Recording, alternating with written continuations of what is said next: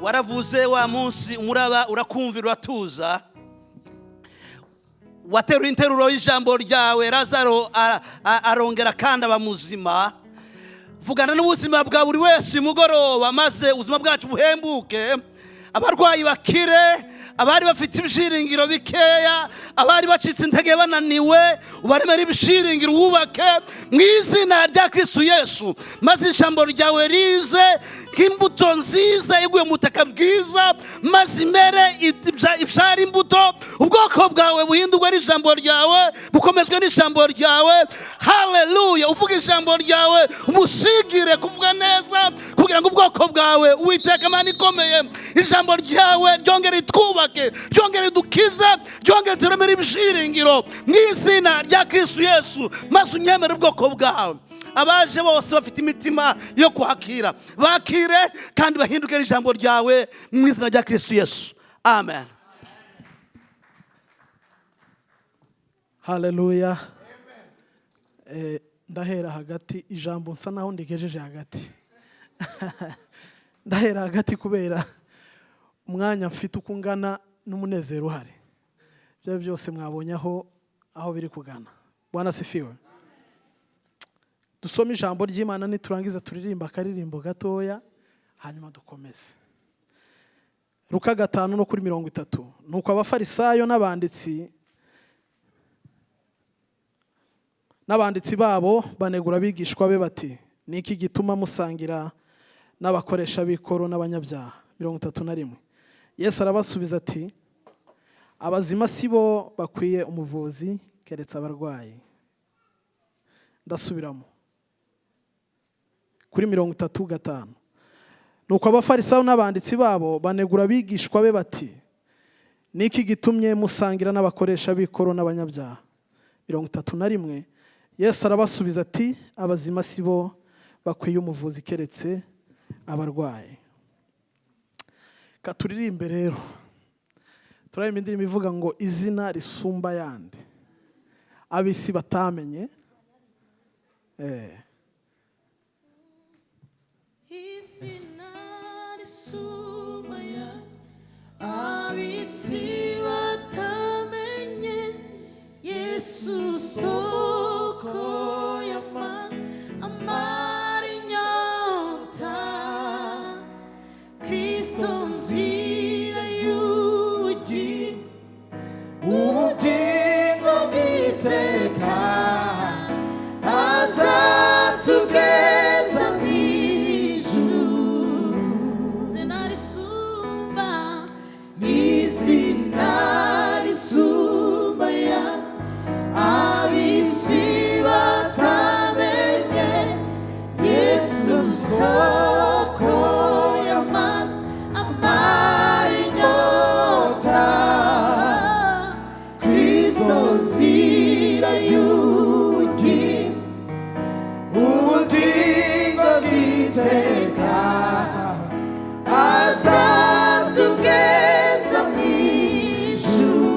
Izina risumba yandi, izina risumba yandi, abisi batamenye, Yesu soko y'amazi amara inyota, Kristo nzira y'ubugingo, ubugingo bw'iteka, azatugeza mu ijuru. Haleluya. Haleluya. Nzamure ka mikoro gato, sinzi nimba ari nje uri kwiyumva nabi. Turashima Imana yaduhaye uyu mugoroba mwiza wo kugira ngo tusenge. Bwana sifiwe. Gusenga si byo ndibuze kuvugaho, ariko gusenga bitumenyesha amakuru y'ibiriho mu mwuka n'ibiriho mu mubiri. Bwana sifiwe. Gusenga bidukingurira ubumenyi bwo mu buryo bwo mu mwuka, bw'ibiri kuba mu buryo bw'umwuka n'ibiri kuba mu buryo bw'umubiri. Bwana sifiwe. Kandi gusenga ntabwo bimezirwa n'umwanya umaze usenga, ahubwo bimezirwa n'uburemere usenganye. Bwana asifiwe. Igipimo cyiza cyo gusenga ntabwo kimezirwa n'uburebure usenzemo, ahubwo gipimwa n'uburemere usenganye iryo sengesho. Bwana asifiwe. Hari abana b'Imana dukunda kubana umunsi ku munsi dusenga. Hari ingingo 5 ngira ngo namwe mbasangize z'uburyo bwo gusenga Imana. Haleluya. Nabibabwiyeho turi hariya mu cyumba. Uburyo bwa mbere bwo gusenga benshi barabukoresha, ni ugusenga Imana ituye mu ijuru, twebwe tukaba turi ino. Bwana asifiwe. Gusenga Imana ituye mu ijuru, natwe turi ino. Ubwo ni uburyo bwa mbere abantu bakoresha basenga Imana. Data utuye mu bwami bwo mu ijuru, izina ryawe ryubahwe, ubwami bwawe buze, kandi Imana ikumva iri mu ijuru. Uburyo bwa kabiri ni ugusenga Imana turi kumwe. Hari abazamutse muri urwo rwego batagisenga Imana ituye iriya mu ijuru, basenga Imana bari kumwe. Bwana asifiwe. Abo bazamutse urwo rwego rumwe bari gusenga Imana, noneho bari kumwe basa naho baganira. Tuvuge ngo haleluya. Uburyo bwa gatatu n'abandi nabo bazamutse, n'abantu basenga Imana ibatuyemo. Bwana asifiwe. Abo n'abazamutse mu rundi rwego. Nibaba bagisenga Imana bari kumwe, basenga Imana noneho ituye muri bo, baganira n'Imana iri muri bo. Abo n'abazamutse mu rwego rwa gatatu. Abandi bazamutse mu rundi rwego rwa kane, ni abasenga Imana bo batuyemo. Bwana asifiwe. Abo ni abambaza Imana bo barimo. Data ndi muri wowe, nta kizava hanze kizinjira muri wowe kugira ngo kingirire nabi. Ntuye muri wowe by'iteka ryose. Aho niho ndi ubuzima bwanjye nabushize, aho niho ndi. Nta kintu cica kizinjira muri wowe kize kingirire nabi.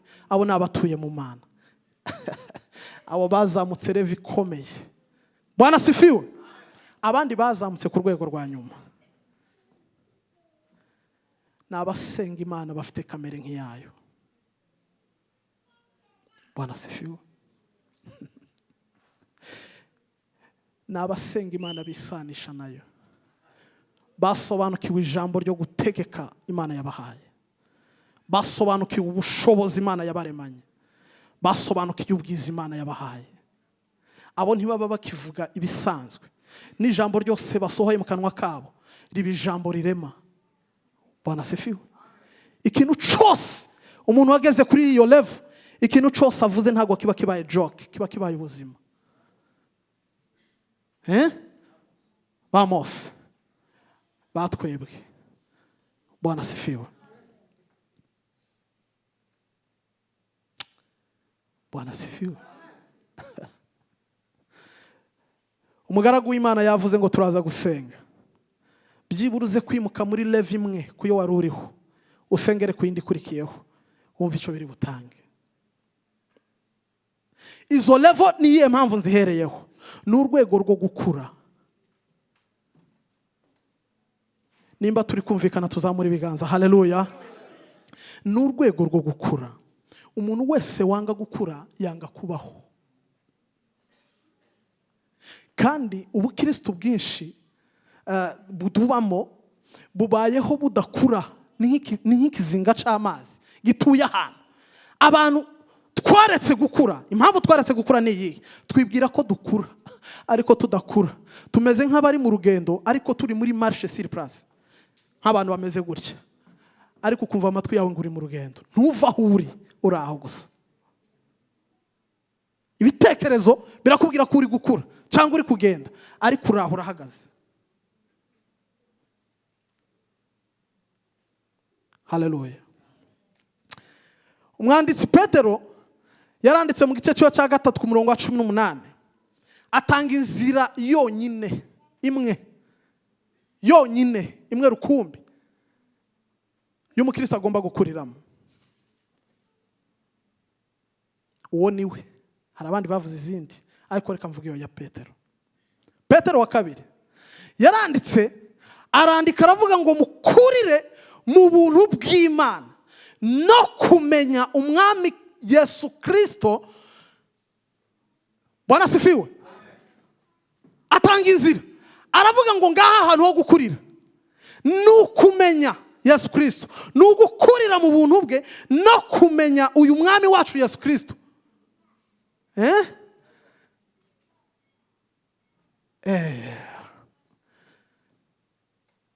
Ukuntu mutuje muri kumva, kandi ndakoresha umwanya muto, ariko murumva ndakoresha umwanya muto bampaye, cyangwa uraza kuba munini n'ibiterwa wahagarikiye naryoherwa.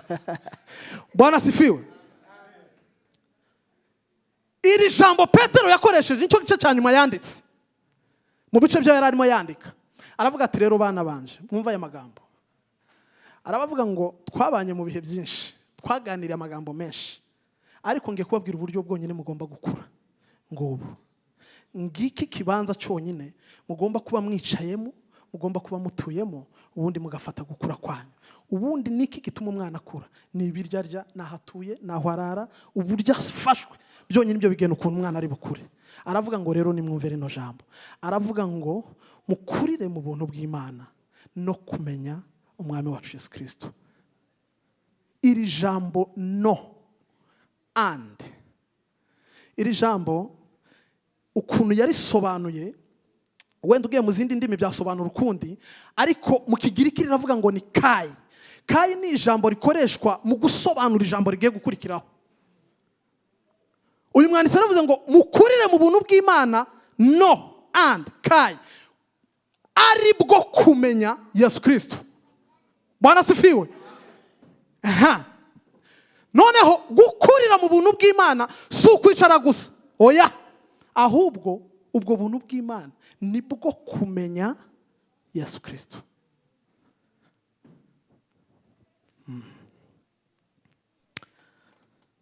Haleluya.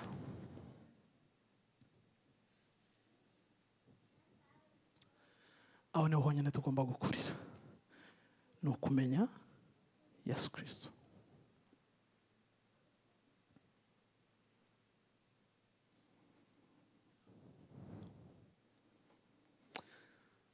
Ni ukubera ko Yesu yaje ku isi. Bamwe muri twe twatekereje ko yaje kuducungura kubera ubugome twari tumaze gukorera Imana. Hanyuma umujinya w'Imana umusunika kuza ku isi. Umujinya w'Imana umutera kuza ku isi.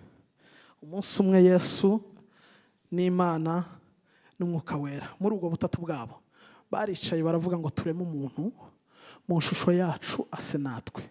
Barangije barema Adamu. Uyu Adamu baremye ntago ari we wari mu shusho yayo, oya, buriya iyo uri Adamu ataza gucumura n'ubundi Yesu yari kuza ku isi. Yari kuza kuko ijambo ry'Imana yavuze ngo ico yagambiriraga kuva kera kose, apana kera kacu, kuva kera kose kwari ukubana n'umwana w'umuntu. Bwana asifiwe. Uyu Adamu yari ishusho y'undi wajyaga kuza.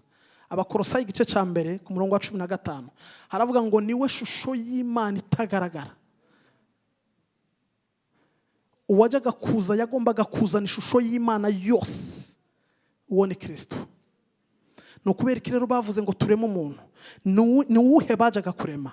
Ninde bavugaga? Ahubwo n'uyu Kristo. Ni nkaho bavuze ngo tureme umuntu muri Kristo Yesu, kuko ari we shusho y'Imana itagaragara. Bwana asifiwe. Uyu Kristo niwe wagombaga kuremerwamo umuntu. Ni byinshi. Bwana asifiwe. Hanyuma Adamu aracumura. Adamu wa mbere arangije gucumura, habaho kuza kwa Yesu. Aravuka kimwe n'abandi bana. Mu kuvuka kwe, umunsi umwe binjiye mu rusengero,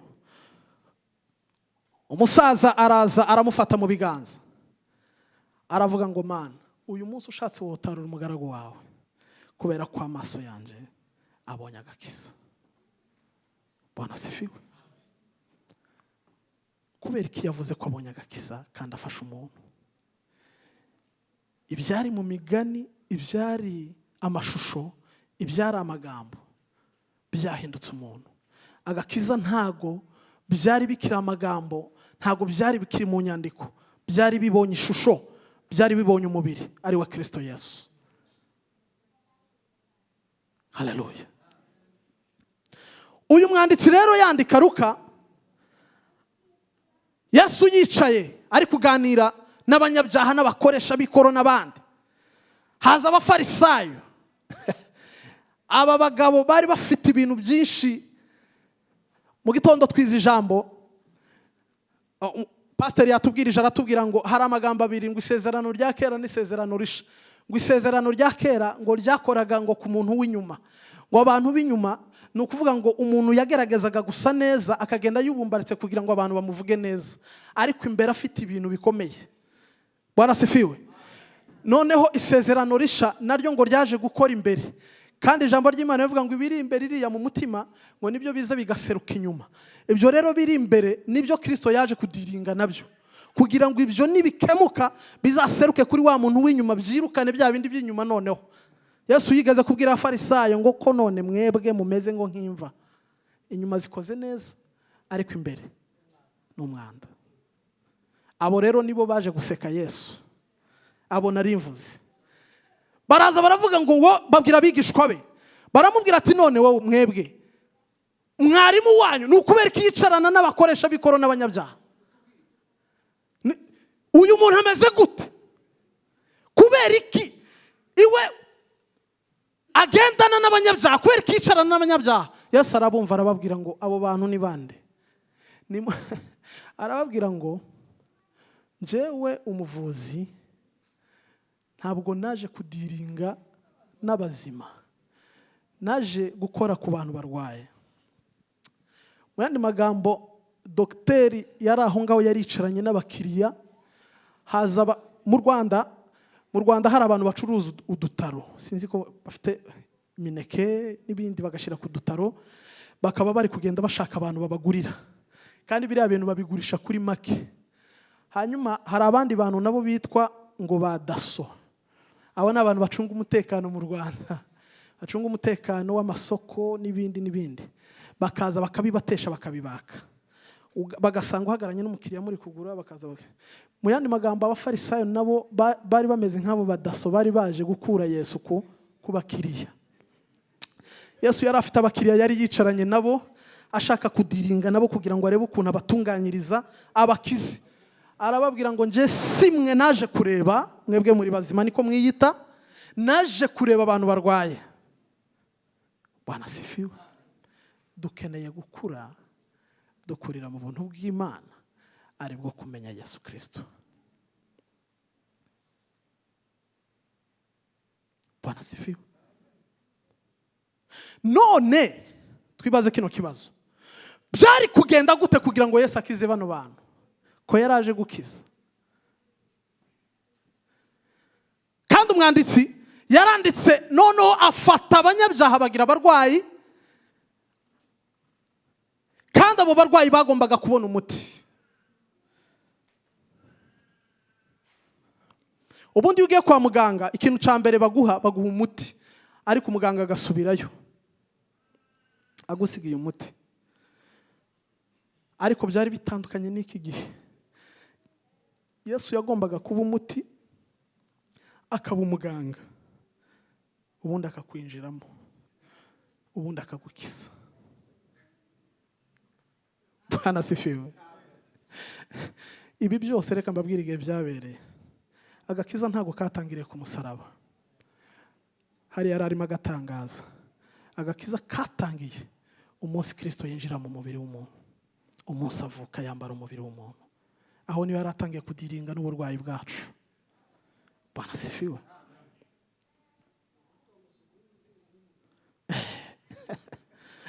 Twankoye umuganga, pasiteri abivuze neza. Bwana sifiwe.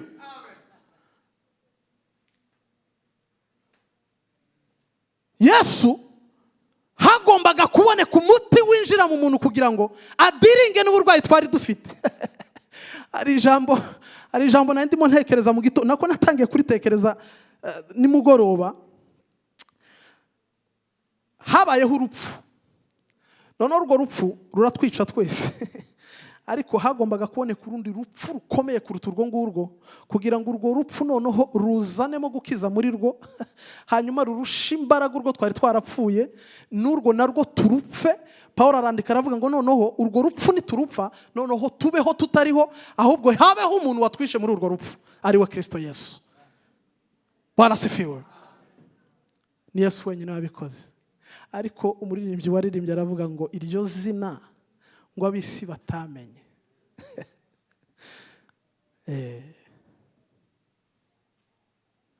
Izina abisi batamenye.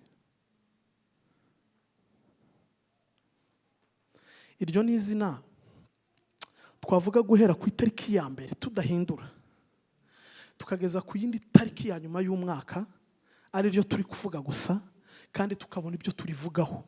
Tukarivuga umwana avutse kugeza ashaje apfuye, ari ryo turi kuvuga gusa, kubera ko uhereye mu itangiriro ukageza mu byahishuwe ni iryo zina gusa. Ibindi twovuga bitari iryo zina ni ubuhimbyi bwacu tuba twakoze no guterateranya amagambo no kumenya kuyavuga, tukaza tukabivuga, ariko si ijambo ry'Imana riba rivuze. Ni iryo zina riryoshe gusa, ni ryo ryonyine rigomba kuvugwa. Bwana sifiwe. Haleluya.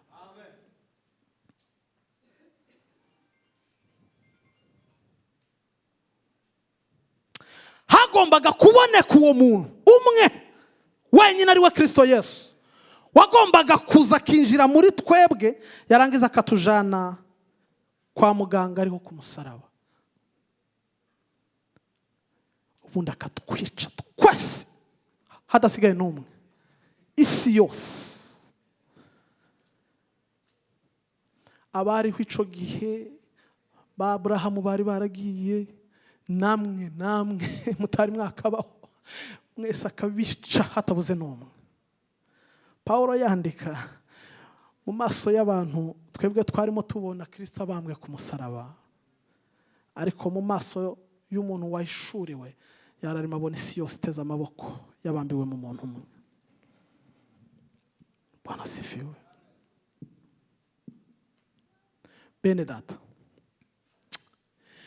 nimba Imana mu maso yayo ibona icyaha nk'umuntu warwaye, ibona icyaha nk'uburwayi, wifata umuntu warwaye nk'uwakosheje, wakoze icyaha nk'uwakosheje, mufate nk'umuntu ugomba kwitabwaho nk'umurwayi. Bwana sifiwe. Umuntu wakoze icyaha, umuntu wacumuye, wimufata nk'umuntu wabuze uko abigira cyangwa wananiwe gukora. Mufate nk'umuntu urwaye, ugomba umuti, ugomba kwitabwaho. Hari umuntu kwa muganga wasanga muganga ari kumukubita mu bitaro, bafunga umuganga bagafunga n'ibitaro. Ikintu bakora ni kimwe, ni ukumufata bakamubaza uko ameze, bakamubaza uko arwaye, bakamubaza ikibazo yagize, barangiza bakamubaza nimba ari kuribwa hehe, barangiza bagafata urushinge bakamutera.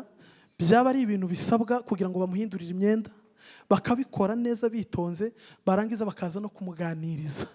Uwo ni umuntu warwaye.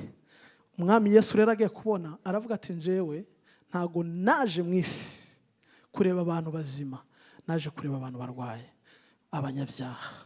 Icyaha rero Yesu we yaraje akibona nk'uburwayi, kandi yagombaga kugikiza nk'umuti, akagikiza nk'umuganga. Bwana sifiwe.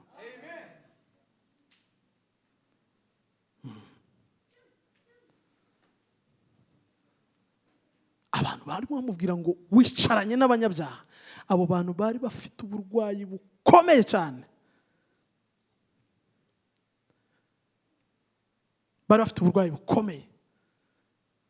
Mu maso y'iki gihe Yesu ni nk'aho arimo areba nk'abantu barwaye indwara zikomeye z'ubu nizi za kanseri. Yamara akavuga we abantu bari guseka abandi barwaye nabo bakeneye kuvurwa, bakeneye kwitabwaho no gushiririzwa, bakabashiriza hari ahantu barwaye. Barasifiwe. Abo nibo bari bakuriye amatorero. Yemwe ibintu birumvikanye. Hari umuvandimwe twama tuganira ejo, ndamubwira ati ibi bintu bya Yesu, ibi bintu byo kuvuga Yesu niyo nzira yonyine ifunganye. Bwana sifiwe. Muziri ya jambo rivuga ngo inzira ifunganye ngo inyuramo abantu bake cyane, ngo hanyuma ngo inzira ngari kanyuramo abantu benshi. Inzira ngari ni inzira inyuramo abapasiteri n'abaririmbyi n'abanyamasengesho bananiwe kumva ko Yesu ari umuti, bananiwe kumva ko Yesu yaje kutugirira neza, bananiwe kumva ko wabaye uwera utabiheshejwe n'imbaraga zawe. Umuntu wananiwe kumva ibyo bintu ari mu nzira ngari, kariruka, ari mu nzira ngari. Hanyuma inzira ifunganye ya yindi ikomeye ifunganye cyane ni umuntu wasobanukiwe ko jewe nagize uwera na Kristo, naratsindishirijwe, ubugingo bwanjye buhishanywe nawe mu Mana. Umuntu wumvishije ibyo ari mu nzira ifunganye, kuko ni ibintu bigoye cyane kumva. Bwana sifiwe. Haleluya. Iyo ni inzira ifunganye. Naho umuntu uzakubwira ngo abantu ngo basambanye ngo bari mu nzira ngari. Oya.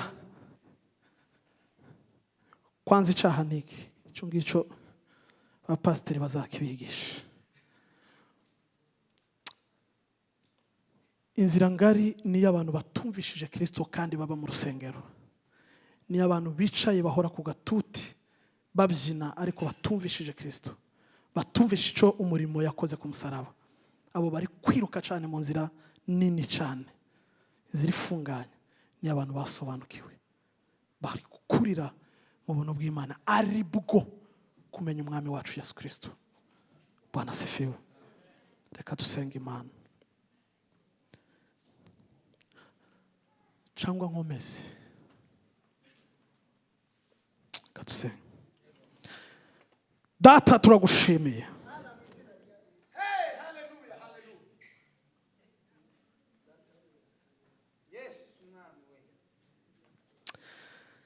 izina risumba yandi yose, izina rikomeye, iryo niryo waduhaye. Ndagushimira kubw'ubutumwa bwiza wahishuriye abana bawe.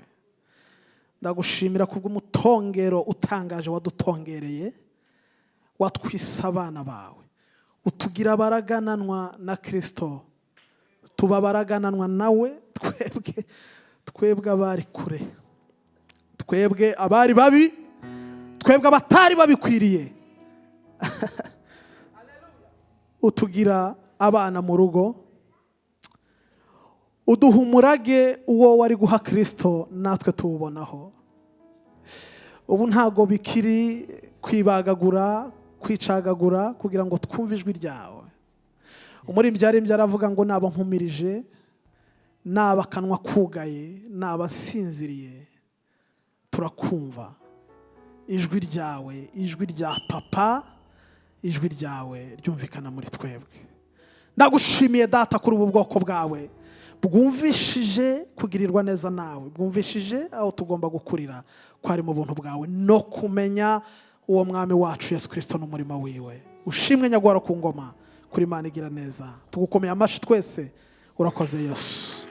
Amen.